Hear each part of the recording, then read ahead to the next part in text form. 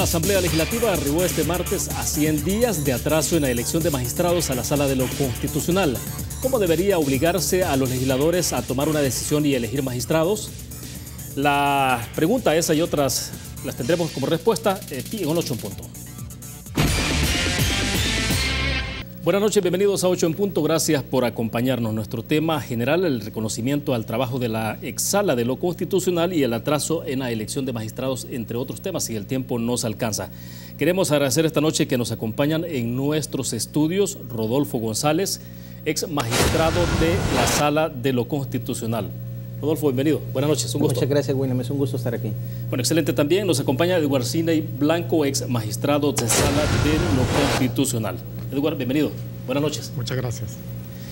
Bueno, a ver, vamos a comenzar justamente hablando de lo que ocurrió el pasado viernes en el Distrito Federal. Debo entender que el reconocimiento obviamente se extendió de parte de varias instituciones, sobre todo varias instituciones que tienen que ver con el respeto a los derechos humanos en nuestro continente, y ustedes fueron merecedor de un reconocimiento por una sentencia muy específica.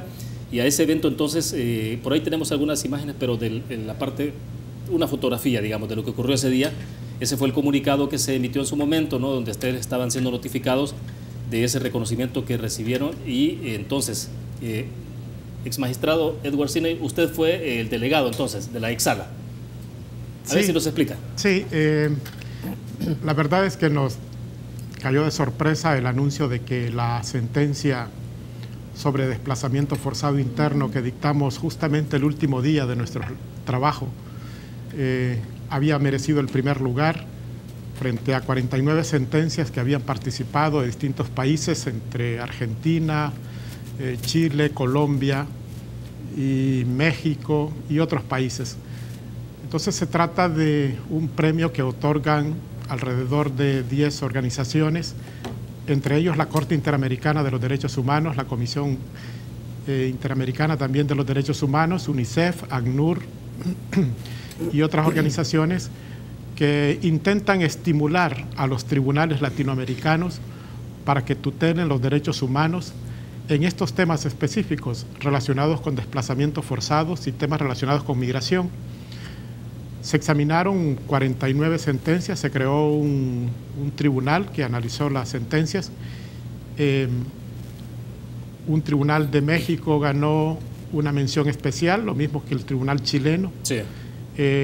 Un tribunal de Argentina ganó el segundo lugar, el tercer lugar.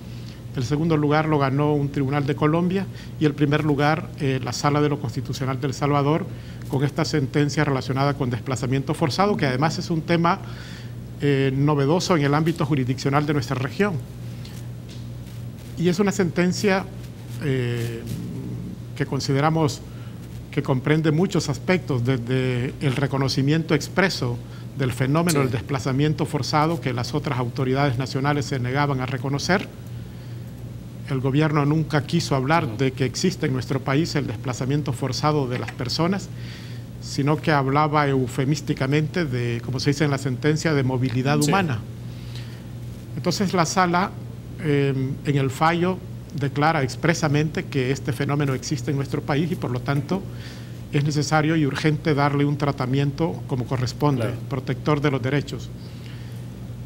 Esta sentencia es muy importante, primero porque enjuicia las omisiones de las autoridades de tutelar y de proteger a las personas, a las familias, a los grupos familiares que tienen que huir de sus propias residencias de manera abrupta en algunos casos, debido a las estructuras criminales que les obligan a abandonar sus casas. Y se trata de familias que andan errantes en su propio país porque no encuentran, digamos, apoyo, protección, seguridad, ni existe en nuestro país protocolos de actuación para tratar este grupo de vulnerable que desarticula prácticamente la convivencia, porque obliga, como repito, a las familias con sus niños, mujeres, a trasladarse a otros lugares. Y en estos casos particulares, con una peculiaridad, porque son expulsados de su lugar de residencia, van a instalarse a otro lugar dentro del país y allá son acosados no por las pandillas, sino por la propia policía, y por lo tanto se reclama también a las autoridades policiales. Perfecto. Ahora bien, exmagistrado González, solo estuvo entonces en el reconocimiento, solo únicamente el magistrado. Sí, se pidió que fuera un representante del tribunal. Entonces ustedes decidieron que... Decidimos que fuera el magistrado Blanco, sí. Ahora, interesante porque la resolución sobre la que ha habido ese reconocimiento, justamente sobre esa sentencia, llega en un momento, en un contexto muy particular, ¿no? Hoy tenemos esta situación de crisis que se ha generado con el tema de la caravana que partió de Honduras hacia la frontera México-Estados Unidos, y hay toda esa tensión alrededor del tema, declaraciones del presidente Donald Trump en Estados Unidos bastante fuertes, advirtiendo con militarizar la frontera y todo lo demás. Pero entonces, en el caso de la sentencia, ¿cuál es la particularidad que hay en esto, exmagistrado, de hasta dónde llegaron ustedes? Porque no solo fue el tema de reconocimiento, el desplazamiento forzado por la violencia, sino también el cómo responde el Estado, ¿no? Efectivamente, se parte de una realidad que es el desplazamiento forzado interno, y decimos en la sentencia que hay dos factores que inciden en esto. Por un lado, el hecho de que hay sectores del país, del territorio, en el que no ha habido la adecuada atención a los jóvenes, a los niños, y entonces se genera un fenómeno de desintegración social que es como caldo de cultivo para una situación de violencia. Y decimos que el Estado tiene que atender con políticas públicas, tiene que aprobar leyes, tiene que configurar protocolos de actuación en concreto, ya cuando se da la situación de gente que por la misma situación de violencia tiene que irse, abandonar su residencia, sí, sacar a los niños de las escuelas, etcétera. Y es un problema, digamos, que no veíamos, usted recordará, William, desde la población desplazada, claro, por el conflicto interno de los 80s. Exacto. Pero luego se menciona también la otra actuación del Estado que es necesaria, que es hacer uso de las herramientas que tiene represivas de la delincuencia, para que las pandillas o quien sea que genere, básicamente son las pandillas, en el caso que nosotros conocimos, sí, pandillas, pero grupos delincuenciales que generan esta situación de desplazamiento, pues combatirlos con las herramientas de la ley. Ahora, es decir, perdón, no solo un enfoque, sí, represivo, ni solo un enfoque de atención social con medidas de protección y de política social, sino ambos complementados. Ahora, todo esto implicó entonces de alguna forma romper con una especie de resistencia al reconocimiento estatal que había o no sobre la existencia del fenómeno de desplazamiento, ¿no? Sí, por un lado. Y por otro lado, decir que el enfoque y la atención al problema debe ser integral. Así como la demanda, porque los grupos familiares que pidieron el amparo estaban siendo asistidas por ONGs que ven este problema, pues ellos demandaron a todos los que intervenían.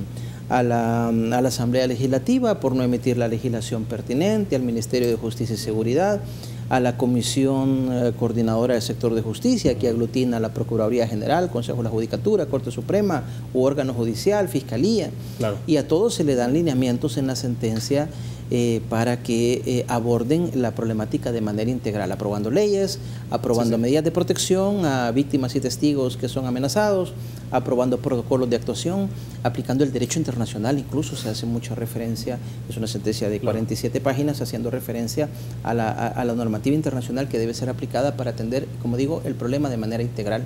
Perfecto. Debo hacer la primera pausa comercial. Cuando regresemos hablemos un poco ya en el detalle de, ¿quién ha dado o estaría dando seguimiento a la aplicación de esa sentencia? ¿Qué implicaciones tiene ya en términos concretos para nuestro país? Sobre todo para esa población que sufre las consecuencias de la violencia en El Salvador. Vamos a la pausa, regresamos.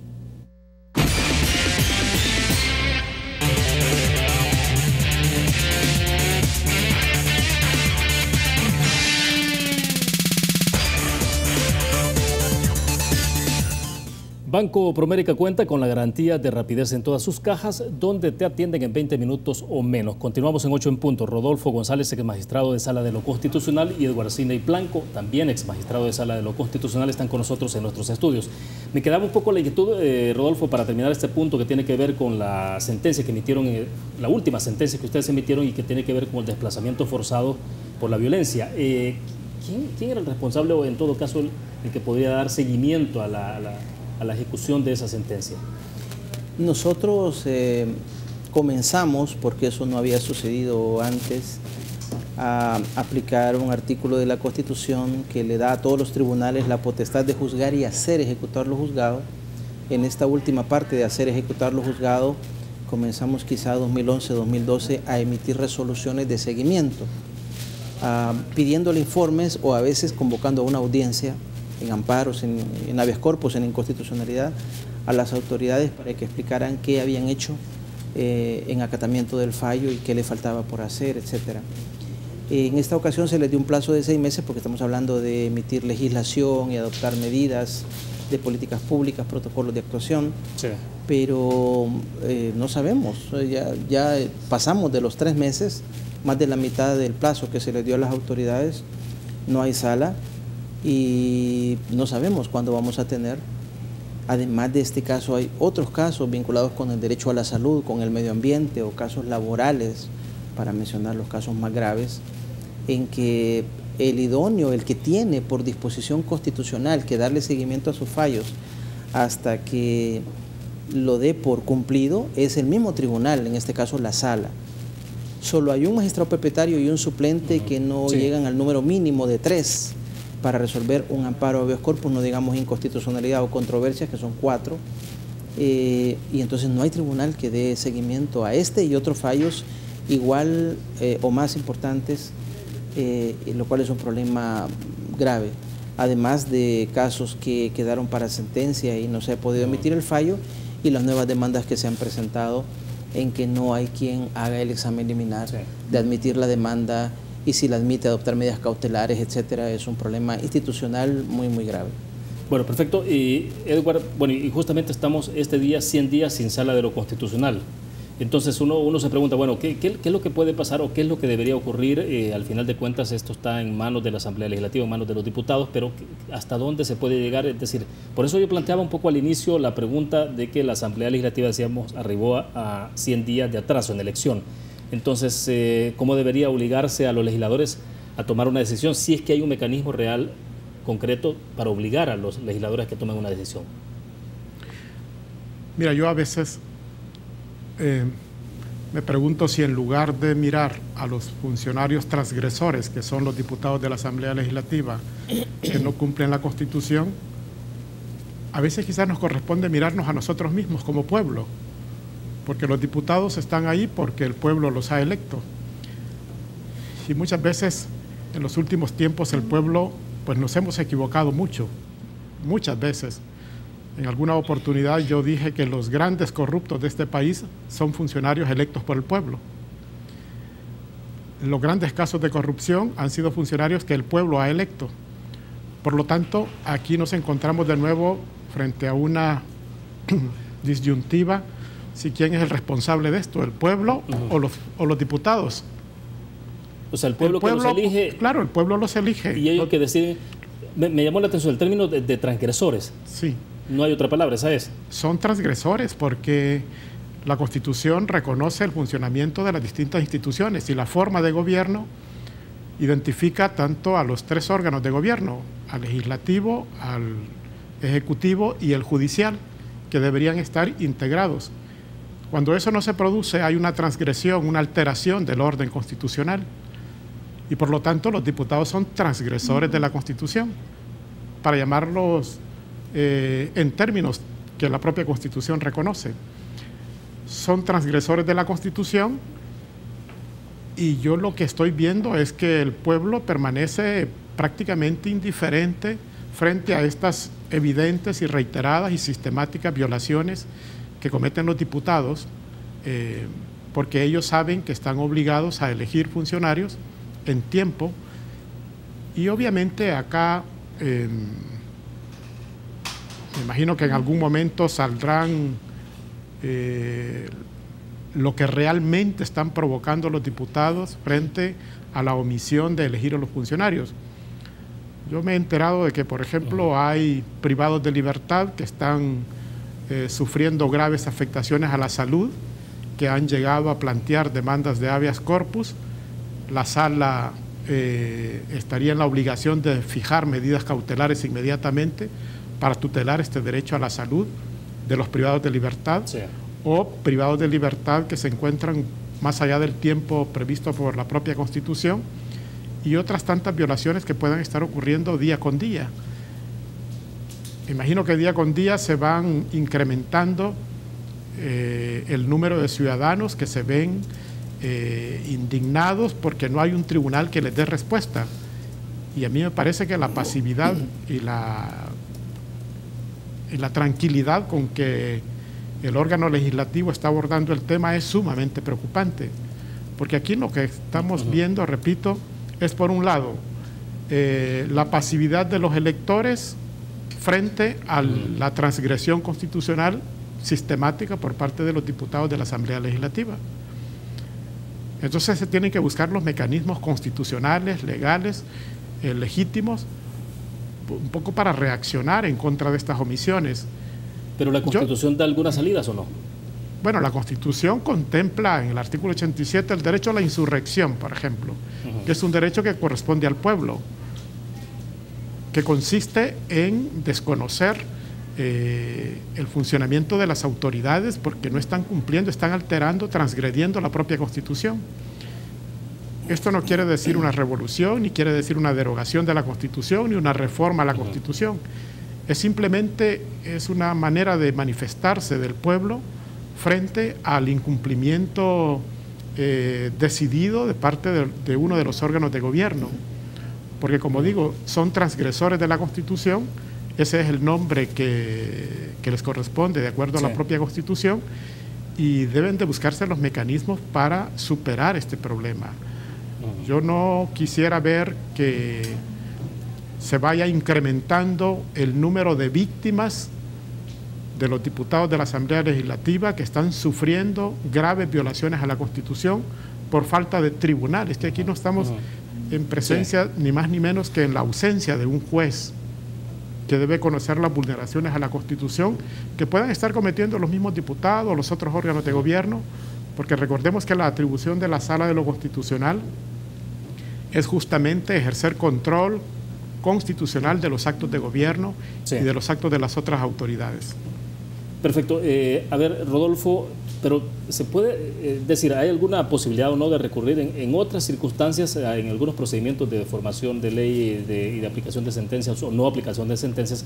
Entiendo que se puede recurrir obviamente y terminar hasta en los organismos internacionales, ¿no? Ir a Corte Interamericana de Derechos Humanos, etcétera. Pero este no es el caso. Entonces, podemos caer en una situación como de asfixia. Hemos caminado, creo yo, William, en mecanismos de control del poder. Tanto Sidney, yo como nuestros otros compañeros intentamos caminar un poquito en ese sentido, los trabajos que está haciendo el actual fiscal general de la República, pero todavía nos falta camino por recorrer. Y para tomar el tema que mencionaba Sidney, una persona que está viendo agravada su salud, porque es un interno en un centro penal, porque está en una unidad de salud, hospital del sistema de salud pública, que pide amparo, que pide medidas cautelares y no se le ha dado en 3 meses, y pensemos en casos concretos donde 3 meses sin medidas cautelares para tutelarle su salud puede implicar un riesgo hasta de muerte. Sí, la diferencia en la vida. La diferencia entre la vida y la muerte. Bueno, no puede ser en un Estado constitucional de derecho que esto, que es claramente atribuible a un órgano del Estado, suceda y no pasa nada. La Constitución prevé, y nosotros intentamos también retomar un artículo que ha estado ahí por muchos años, pero que lo fuimos haciendo más efectivo en los últimos 4 o 5 años, que determina responsabilidad personal de los funcionarios por violación a derechos o garantías constitucionales. En este caso serían los 84 diputados. Los diputados que están claramente y se pueden individualizar, que están entorpeciendo la elección por intereses a veces ni siquiera partidarios o sectoriales, sino personales de su caso, que está en probidad y que está haciendo cálculos de una mayoría de 8 votos para que su caso en probidad no prospere, o para que leyes que pueden ser anuladas no lo sean, etcétera. No puede ser, digo, que violaciones al derecho a la salud, al trabajo, al medio ambiente, a la integridad personal, a la propiedad, que se puede cuantificar los daños que alguien sufre, queden como si nada, porque fácil se puede identificar o los 84 o aquellos en concreto que están produciendo la obstaculización y deducir con ellos responsabilidad personal, patrimonial, que según la Constitución lo pagan de su bolsillo. No tenemos por qué pagar todos con nuestros impuestos los abusos y violaciones a derechos que cometen los funcionarios. Y ahí la Constitución es muy previsora y paga a cada funcionario de su bolsillo. Perfecto. Esa herramienta, si la analizamos, William, no la hemos estado utilizando adecuadamente, y ahí hay un papel importante de la comunidad de abogados para asesorar a las partes, a las personas que en concreto están sufriendo esta afectación a sus derechos, para ejercer las acciones correspondientes, en este caso civiles, sin perjuicio de ir a las instancias internacionales, como usted lo menciona. Bueno, perfecto. Cuando regresemos, bueno, no sé si la Fiscalía General de la República puede hacer algo en medio de esto, ¿no? Porque entiendo que también tiene alguna facultad. Vamos a la pausa, regresamos.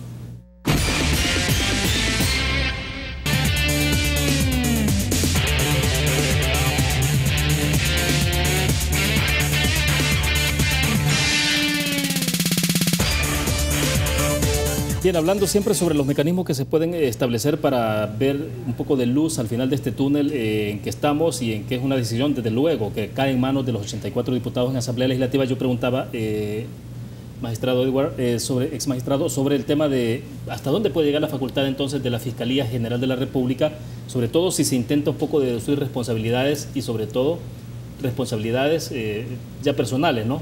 Y la otra es hasta dónde se puede establecer mecanismos a futuro que impliquen, no sé, una renovación automática de las autoridades, que mientras no se elija, ustedes decían en el corte comercial, Costa Rica tiene ya ese mecanismo, Rodolfo mencionaba también en Europa, ¿no? Pero bueno, entonces, ¿qué hacer en esos casos? Bueno, la Fiscalía, al parecer, ha solicitado informes sobre los avances que hay relacionados con este proceso de elección, pero en definitiva, si el fiscal, por ejemplo, concluyera que existe un posible delito de incumplimiento de deberes por parte de los diputados y quiere promoverles un juicio, tiene que llegar a donde ellos mismos, a la Asamblea Legislativa, a presentar un antejuicio por algún delito. Pero por otro lado, creo que también las víctimas de las vulneraciones a derechos que no se ven tutelados porque la Asamblea Legislativa no elige al tribunal, creo que las víctimas también podrían tener la opción de acudir no necesariamente a la vía penal, sino a la vía civil, reclamando indemnización por daños y perjuicios derivados de las violaciones a la Constitución, porque yo insisto, aquí estamos en una evidente violación, transgresión de la Constitución por parte de la Asamblea Legislativa. Y si unas víctimas han acudido a la Sala de lo Constitucional a plantear casos delicados en donde se está jugando la vida o la muerte, que una decisión judicial puede salvarles la vida y una ausencia de resolución puede provocarles la muerte, esto puede producir también un reclamo de acciones civiles. El artículo 245 de la Constitución establece que los funcionarios y empleados públicos, ahí están los diputados de la Asamblea Legislativa, responderán personalmente por los daños ocasionados en virtud de la vulneración a la Constitución. Claro, a lo mejor se puede decir que eso está lejos del comportamiento omisivo de la Asamblea Legislativa o de los diputados, y pueda significar un problema identificar quién es el verdadero responsable de la vulneración constitucional. Pero bueno, si la pregunta es qué acciones se pueden tomar, yo creo que las víctimas también tienen la opción de acudir reclamando indemnización por estas violaciones a la Constitución. Excelente. Ahora bien, ex magistrado González, bueno, el presidente de la República ha emitido, ¿cuánto sería? Más o menos 6 vetos a diferentes decretos aprobados en Asamblea Legislativa. El último ha sido el de la UIF, de la Unidad de Investigación Financiera, ¿no? Y se argumenta siempre el tema de inconstitucionalidad. Obviamente nos enteramos a través del secretario de Comunicaciones, Roberto Lorenzana, que esto prácticamente ya se había decidido, que había pasado entonces a Sala de lo Constitucional. Claro, la superación de ese veto ahora implica entonces que todo el procedimiento, debo entender, que quede en el limbo. Ahora, ¿cómo usted ve, por ejemplo, particularmente que efectivamente hay también en esta parte algún nivel de utilización extrema de la parte de inconstitucionalidad o no? De la argumentación, digo. Sí, bueno, llama la atención un dato objetivo, que un presidente que en 4 años no había hecho un veto por inconstitucionalidad en pocos meses lleva 5 o 6 vetos en que alega inconstitucionalidad. Y claro, el presidente no es precisamente la persona conocedora a profundidad del tema constitucional, sus asesores le plantean argumentos, pero para eso la Constitución prevé que al darse la situación de controversia, de conflicto entre los dos órganos, porque uno vetó por inconstitucionalidad y el otro superó el veto con mayoría calificada, el tema se ha conocido. El 138 de la Constitución dice la Corte Suprema de Justicia, pero el 174 es claro que ahí en la Corte el tribunal competente para conocer de esta controversia es la Sala de lo Constitucional. Yo decía hace unos días que esta situación, que me imagino que le parecerá estupenda al presidente de la República o el Ejecutivo, que si ahora él veta un proyecto y la Asamblea encuentra los votos suficientes para superar el veto, él lo está mandando a una sala donde queda ahí entrampado. Esta situación puede convertirse hasta en un incentivo perverso para que el partido en el gobierno, y estoy hablando del FMLN, expresamente busque la forma de bloquear en la Asamblea la elección para que se dé esta situación. El presidente busca por donde sea y alega argumentos de supuesta inconstitucionalidad para vetar.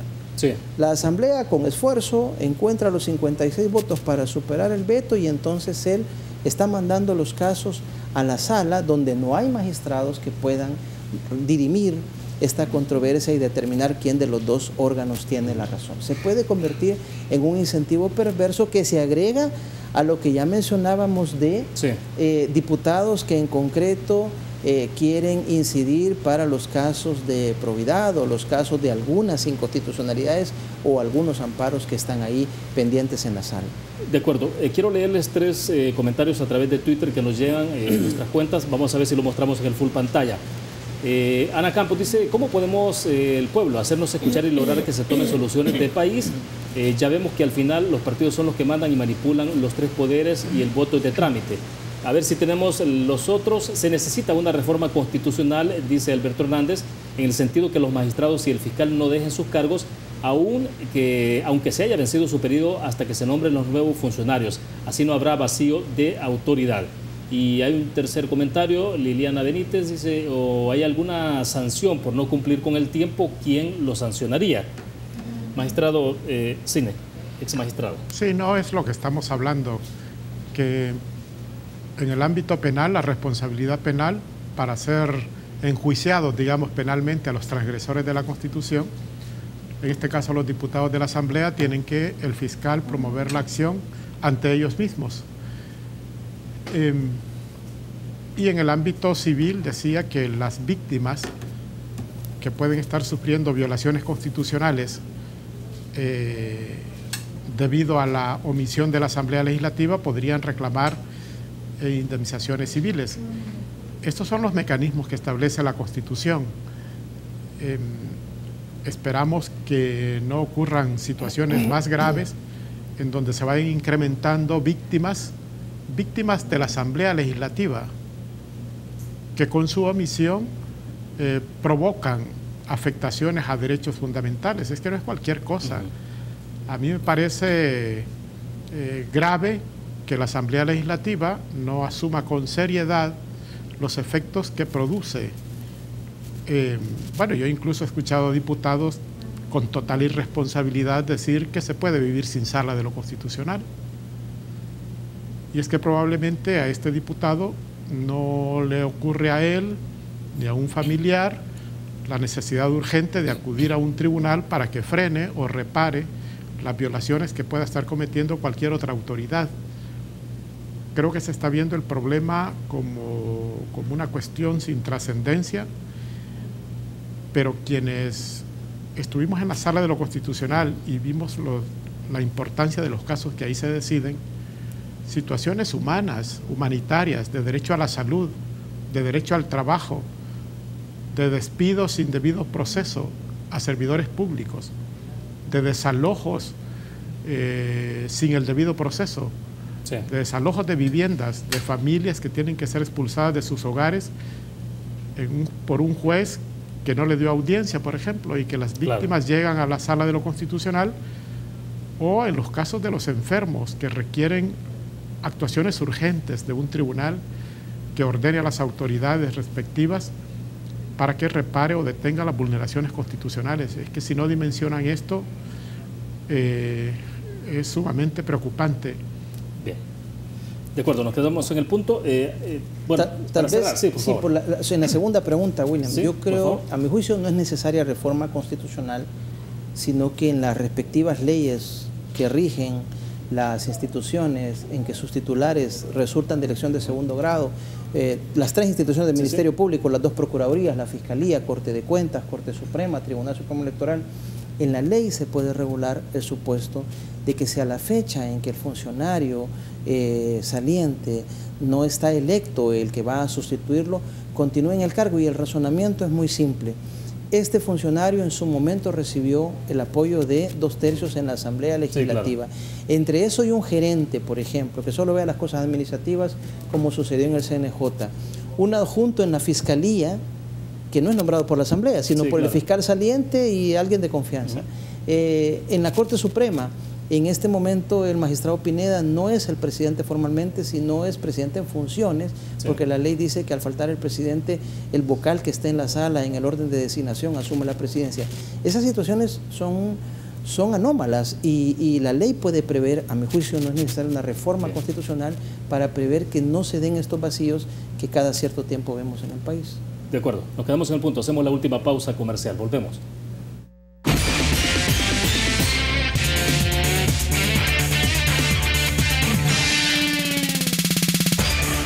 Ahora sí que vamos a modo de telegrama y comienzo con ustedes, magistrado. No, quizá para concluir, recordarle a los diputados que se deben al pueblo y que no deben estar sometidos a los caprichos de 3 o 4 diputados, sino que deben de tener la libertad de acompañar a la elección de aquellos candidatos que reflejen independencia, imparcialidad, seriedad y que tengan una trayectoria respetable. Perfecto, Rodolfo. Concluyo con usted. Agradecer la invitación, William, y aprovechar para llamar a los abogados a que se interesen en el tema. Este sábado habrá una actividad conjunta del Instituto Iberoamericano de Derecho Constitucional y el Centro de Estudios Jurídicos para hacer una valoración global de este proceso, que ya llevamos 8 ejercicios desde el 94, 8 ejercicios cada 3 años de elección de magistrados. Invitarlos a este sábado a las 8:30 en el Círculo Deportivo, una actividad conjunta para hacer una valoración de este proceso. Bueno, gracias, Rodolfo. Muchas gracias. Por su tiempo. Muchas gracias. Gracias, Edward. Muy amable. Muchas gracias. Bueno, perfecto. Gracias a ustedes que nos acompañaron. Nos vamos a ver mañana a las 8 en punto. Mientras tanto, se quedan sin su permiso. Buenas noches.